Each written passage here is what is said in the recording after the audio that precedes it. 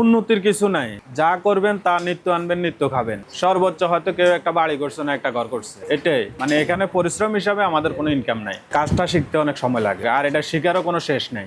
এক একদিন এক একটা মডেল আসে, এক একদিন এক একটা মডেল, এটা অনেকের দ্বারা সম্ভব না। হয়তো আমরা করতে করতে আমাদের একটা রুল হয়ে গেছে, কিন্তু আজকে নতুন একজন লোকেরা আজকে আইনা দিলে কালকে বুঝবো না যে এটা কি আছে। একজনে পুরাটা তৈরি করতে পারে। আছে ধরেন না, নিচে দুই একজন কাজ করে, আবার মেশিনে দুই একজন কাজ করে, এভাবে আর কি। মানে একজনে একা করা সম্ভব না, দুই চারজন মিলে করতে হয়। প্রত্যেকটা জিনিস আলাদা আলাদা, একটার সাথে একটার কোনো মিল নেই। আপনি যেটাই করবেন আলাদা আলাদা করে তৈরি করতে হবে, সর্বকিছু আলাদা আলাদা তৈরি করতে হবে। এরপরে একবারে লাস্টে যায় তখন সবগুলো একসাথে হবে।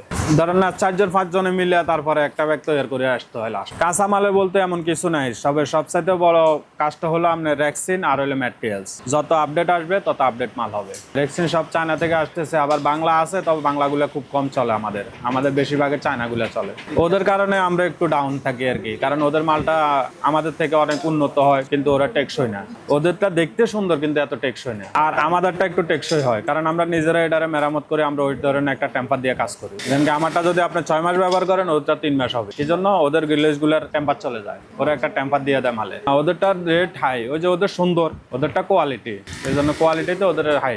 ওদের মালগুলো তো আসলে আমাদের দেশে, যেমন কি আমি এটা আজকে তৈরি করছি, আজকে মার্কেটে দিতেছি, আপনি 3 মাস আগে বিক্রি করতে পারবেন। আর ওদেরটা তো 3 মাস ওদের ওখানে গোডাউনে রয়ে গেছে, 3 মাস পরে আমার কাছে আসছে, আস্তে আস্তে আরো 3 মাস, তো 6 মাস ওর ফতে খরচ হয়ে গেলে ও কয়দিন ব্যবহার হবে? বেশি দিন থাকলে এটা টেম্পার চলে যাবে।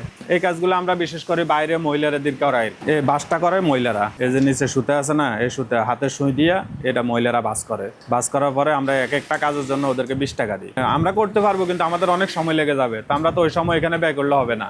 এই জন্য আমাদের তাড়াতাড়ির জন্য আমরা অন্যদেরকে দিয়ে করাই নি আর কি। চায়না থেকে আমরা কমে দিতে পারতেছি এই কারণে, কারণ আমাদের তো ওই পরিশ্রম দেয় না। আমরা যে পরিশ্রম করি ওই পরিশ্রম আর আমাদের পরিশ্রমের ফসলটা পাই না। এটা চায়না থেকে আনলে আপনি মনে করেন 1200 টাকা দিয়ে আনতে হবে, আর আমার 500 টাকা দিতে কষ্ট হবে।